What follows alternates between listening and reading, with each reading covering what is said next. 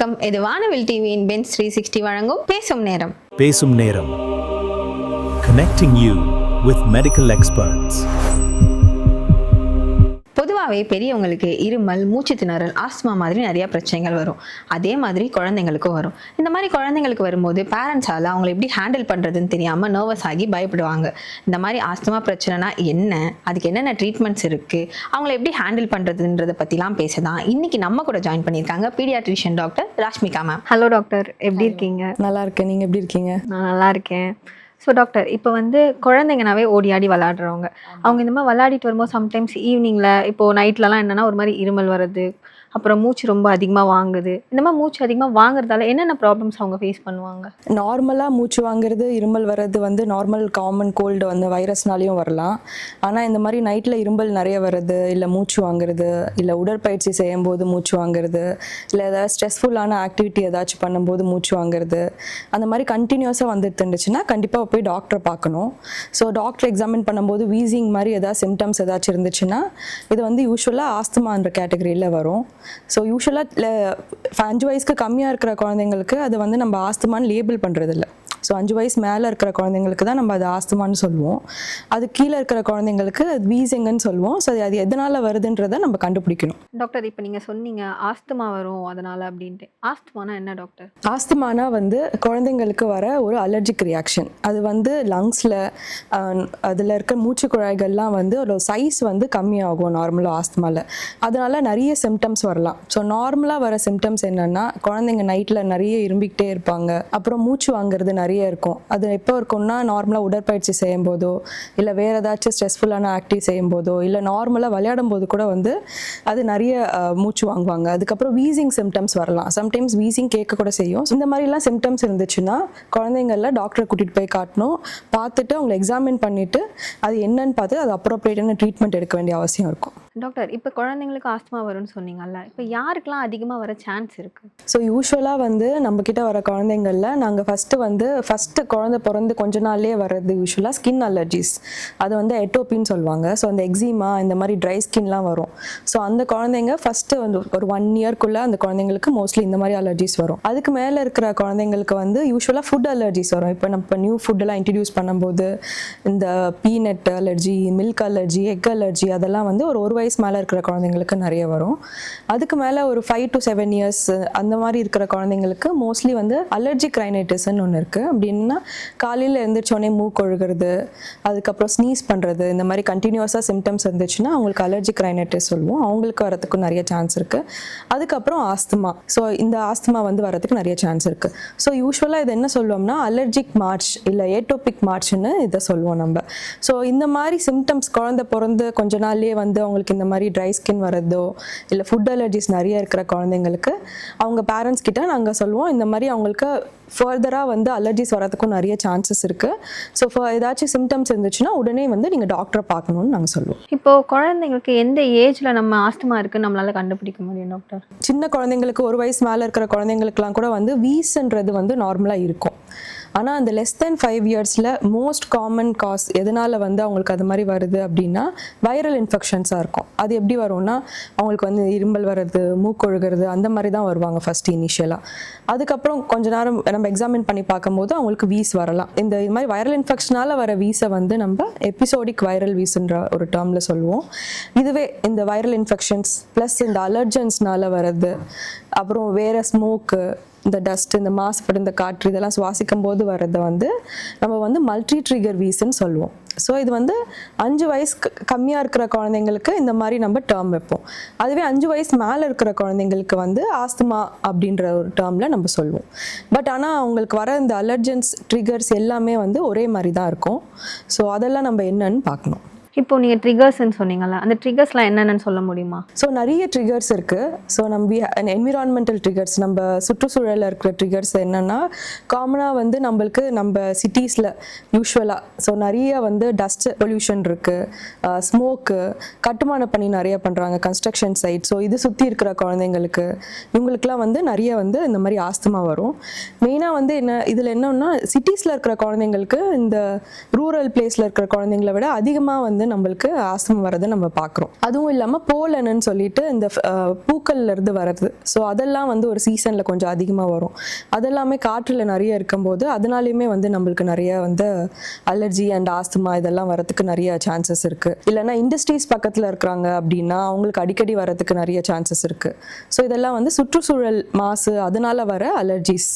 அதுவே நம்ம வீட்டில் அப்படின்னு பார்த்தோம்னா வீட்டில் வந்து இந்த அகர்பத்திஸ், இந்த பர்ஃப்யூம்ஸ் இதெல்லாம் வந்து ஏதாச்சும் யூஸ் பண்ணுறது, அந்த மாதிரி பழக்கம் இருக்கிறது, இல்லை வீட்டில் யாருன்னா ஸ்மோக் பண்ணுறாங்க அவங்க பண்ணணும், இல்லை செகண்ட் ஹேண்ட் ஸ்மோக்கில் கூட வந்து நிறைய இந்த மாதிரி வந்து நம்மளுக்கு ட்ரிகர் ஆகும்.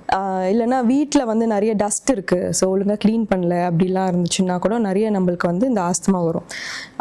அதனால் பெட்ஸ் மெயினாக, ஸோ இந்த செல்லப்பிராணி வளர்க்கும் போது பெட்ஸு ஸ்கின்ல இருந்து வர ஹேர் எல்லாம் கீழே ஃபாலோ ஆகும்போது அது அந்த மாதிரி இருக்கும்போதெல்லாம் நிறைய ஆஸ்துமா வரும். ஸோ இந்த மாதிரி இருக்கிறவங்களுக்கு என்ன சொல்லுவோம்னா வீட்டில் வந்து எந்த அகர்பத்திஸ் அதெல்லாம் யூஸ் பண்ணக்கூடாது, இதெல்லாம் க்ளீனாக வச்சுக்கணும்னு சொல்லுவோம். அதுவும் இந்த பர்ஃப்யூம்ஸ்லாம் யாரும் யூஸ் பண்ண வேண்டாம்னு சொல்லி அட்வைஸ் பண்ணுவோம். அதே மாதிரி இந்த பெட்ஷீட்ஸு இதெல்லாமே வந்து வீக்லி ஒன்ஸ் மாற்றணும். ஸோ அந்த தூசி இதெல்லாம் வீட்டில் எல்லாம் இல்லாமல் பார்த்துக்கணும். ஸோ இவங்க இந்த மாதிரி போகும்போது சுற்றுச்சூழலில் போகிறாங்க அப்படின்னா மாஸ்க் எல்லாம் போட்டுட்டு போகிறது கொஞ்சம் நல்லது. அதே மாதிரி சீஸ்னல் ஆஸ்துமான்றது ஒன்று இருக்குது. ஸோ சீஸ்னல் அது அந்த மாதிரி இருக்கிற குழந்தைங்களுக்கு இந்த குளிர் காற்று அந்த மாதிரி எக்ஸ்போஷர் ஆகும்போது தான் வந்து அந்த மாதிரி சிம்டம்ஸ் ஆஸ்துமா சிம்டம்ஸ்லாம் வரும்.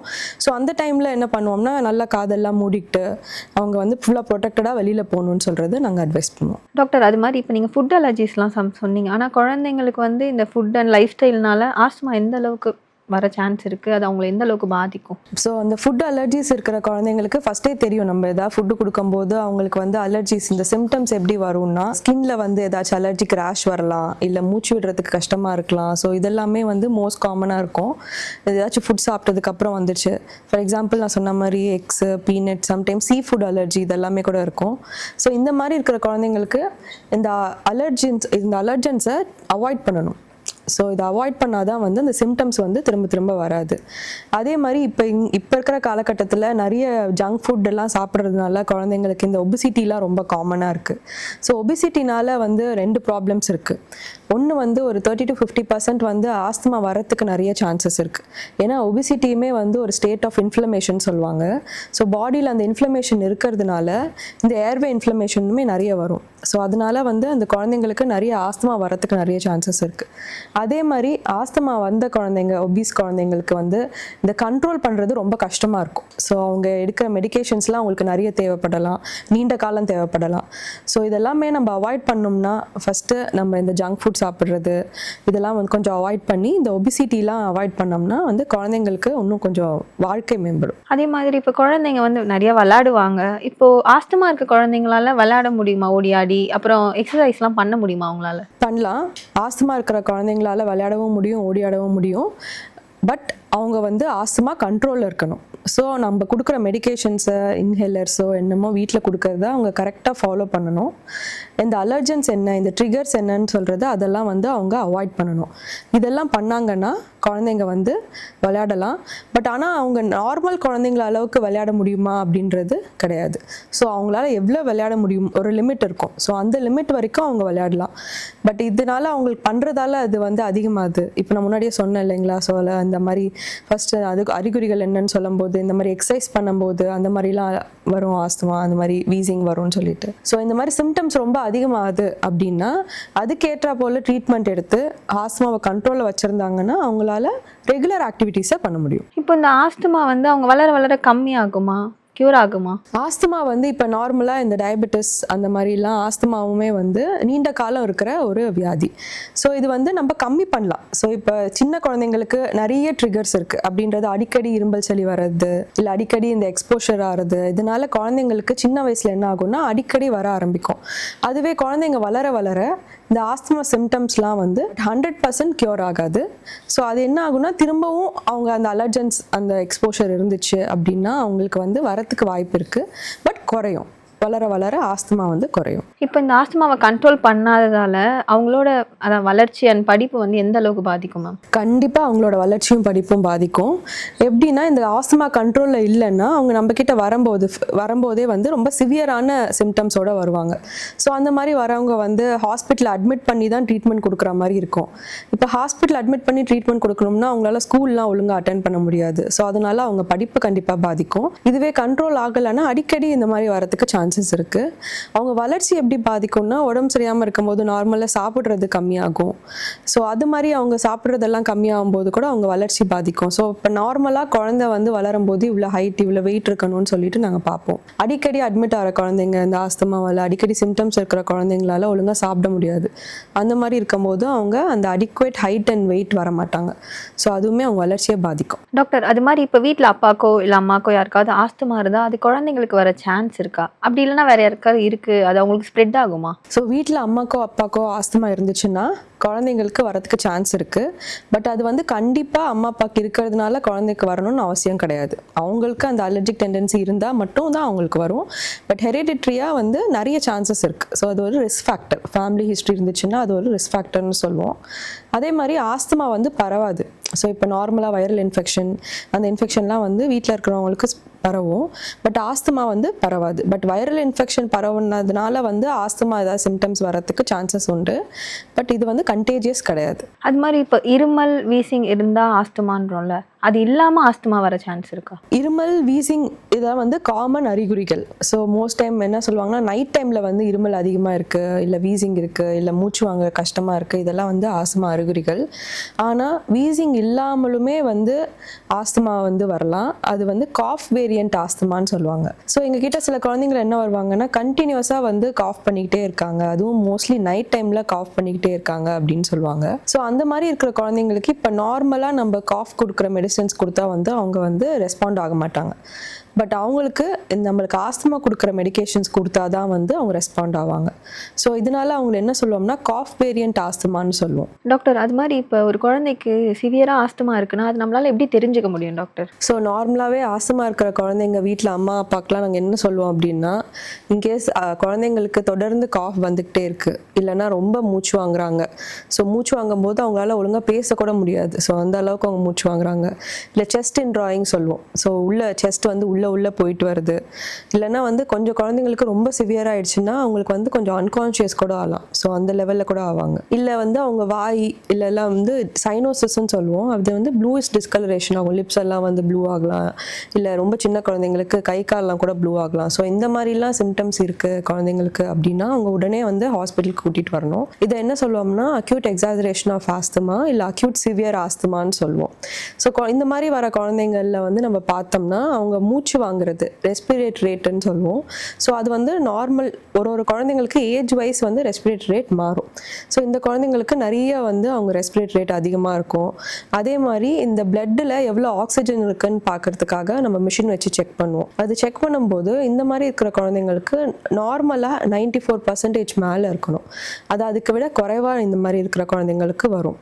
ஸோ இம்மீடியட்டாக இவங்க வீட்டில் இந்த மாதிரி இருக்கும்போது என்ன பண்ணலான்னா நாங்கள் ஆல்ரெடி வந்து மெடிகேஷன் சொல்லி தான் கொடுப்போம். இன்ஹேலர்லாம் எப்படி யூஸ் பண்ணணும்னு அந்த ரெஸ்கியூ இன்ஹேலர்ஸை அவங்க இந்த மாதிரி இருக்கிற குழந்தைங்களுக்கு உடனே வந்து கொடுத்துடணும்.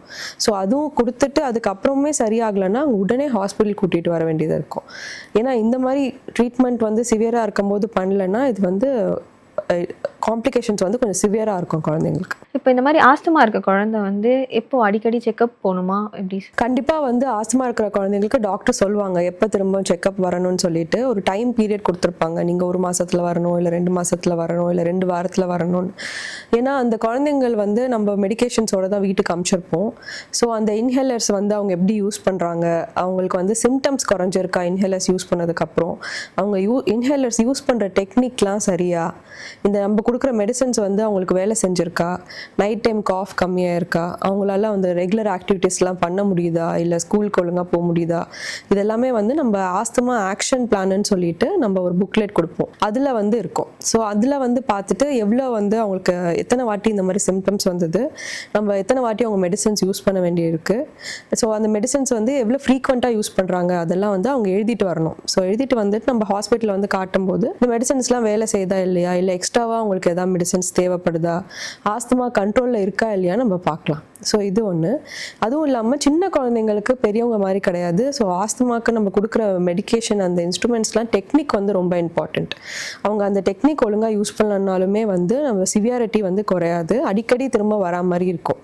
ஸோ அதுவும் நம்ம பார்க்கறதுக்காக நம்ம வந்து ரிவ்யூக்கு வர சொல்லுவோம். அந்த ரிவ்யூ வர சொல்கிற டைமில் கரெக்டாக வந்து பேரண்ட்ஸ் கூட்டிகிட்டு வந்தாங்க அப்படின்னா அவங்க வந்து கண்ட்ரோல்டாக இருப்பாங்க. இப்போது இந்த ஆஸ்துமா இருக்குது, ஒரு குழந்தைக்கு ஆஸ்துமா இருக்குன்னா நீங்கள் அதை எப்படி டயக்னோஸ் பண்ணுவீங்க டாக்டர்? நான் முன்னாடியே சொன்ன மாதிரி ஆஸ்துமா அறிகுறிகள் நம்ம ஆல்ரெடி டிஸ்கஸ் பண்ணியாச்சு. அந்த மாதிரி இருக்கிற குழந்தைங்கள வந்து நம்ம எக்ஸாமின் பண்ணி பார்ப்போம். ஸோ பார்க்கும்போது வீசிங்லாம் இருக்குது, அவங்களுக்கு வந்து பிளட்ல ஆக்சிஜன் லெவல் கம்மியாக இருக்குது அப்படிலாம் இருக்கும்போது அதுக்கப்புறம் நம்ம ப்ராங்கோ டைலட்டர்ஸ்ன்னு சொல்லுவோம். நான் சொல்ல இல்லைங்க, நுரையீரலில் வந்து அந்த ப்ராங்கஸ் அப்படின்னு சொல்லிட்டு இருக்குது, ப்ராங்கஸ் ப்ராங்கியோல்ஸ் இதிலெல்லாம் தான் வந்து அந்த வீக்கம் வந்து அதோட சைஸ் வந்து கம்மியாகும். ஸோ அதை வந்து நம்ம விரிவு பண்ணுறதுக்காக தான் இந்த ப்ராங்கோ டைலட்டாஸ் கொடுப்போம். ஸோ இந்த ப்ராங்கோ டைலட்டாஸ் தெரப்பிலாம் கொடுத்து அவங்களுக்கு அது வந்து சரியாகுதா அப்படின்னு பார்த்தா அவங்க ரெஸ்பான்ஸ் பண்ணுறாங்கன்னு தெரிஞ்சதுன்னா அது மோஸ்ட் லைக்லி ஆஸ்துமாவாக இருக்கலாம். அதுக்கப்புறம் நம்ம சர்டன் பிளட் டெஸ்ட் பண்ணுவோம். So blood test, skin allergy test, பிளட்லேயுமே அலர்ஜிக் டெஸ்ட்டு இதெல்லாமே பண்ணலாம். சின்ன குழந்தைங்களா இருந்தாங்க அப்படின்னா நம்மளால வந்து இந்த ஸ்பைரோமெட்ரின்ற டெஸ்ட்லாம் பண்ண முடியாது. ஸ்பைரோமெட்ரி என்னன்னா வந்து ஒரு மிஷினில் வந்து குழந்தைங்க ஊதுவாங்க. ஸோ அவங்கள எவ்வளோ ஊத முடியுது அப்படின்றத வச்சு அவங்களுக்கு வந்து லங் ஃபங்க்ஷன் எப்படி இருக்குன்றத வந்து நம்ம கண்டறியலாம். அதே மாதிரி பெட் சைடாக இந்த ஆஸ்துமா வந்து அடிக்கடி வர குழந்தைங்களுக்கு அவங்க வீட்லேயே வந்து பீக் ஃப்ளோ மீட்டர்ன்றதை நம்ம வாங்கி வச்சுக்க சொல்லுவோம். ஸோ அது எதுக்குன்னா அவங்களோட இப்போ நம்ம ப்ராங்கோ டைலட்டர் தெரப்பி கொடுத்து அவங்க வந்து அவங்களோட மூச்சு குழாயெல்லாம் விரிவடைஞ்சிருக்கா இல்லையான்னு பார்க்கறதுக்காக அதில் செக் பண்ணி பார்த்தா நம்மளுக்கு தெரியும். ஸோ அவங்க வந்து கண்ட்ரோல்டாக இருக்காங்களா, அவங்களுக்கு இந்த தெரப்பி ஒர்க் ஆகுதா இல்லையான்னு பார்க்கறதுக்கு. ஸோ இந்த டெஸ்ட் எல்லாம் பண்ணி பார்த்தாலே நம்மளுக்கு தெரிஞ்சிடும். அது கூட எக்ஸ்ரே பண்ணி பார்த்தா நம்மளுக்கு அதுலேயுமே தெரியும் அவங்களுக்கு வந்து ஏதாச்சும் வந்து ஆஸ்துமா இருக்கா இல்லையான்னு சொல்லிட்டு கண்டுபிடிக்கிறதுக்கு. நார்மலாக விட எக்ஸ்ரேல இதில் வந்து லங்ஸ் வந்து கொஞ்சம் விரிவடைஞ்சிருக்கும். ஸோ அந்த மாதிரி இருந்துச்சுன்னா நாங்கள் வந்து இவங்களுக்கு ஆஸ்துமா இருக்குன்னு டயக்னோஸ் பண்ணி அதுக்கேற்ற மாதிரி ட்ரீட்மெண்ட் கொடுக்க ஆரம்பிப்போம். இன்னைக்கு டாக்டர் கிட்ட ஆஸ்துமா பற்றி நிறைய கேள்விகள் கேட்டோம். ஆனால் இன்னும் நிறைய கேள்விகளும் சந்தேகங்களும் நமக்கு இருக்குது. அதெல்லாம் நாளைக்கு கேட்டு தெரிஞ்சுக்கலாம்.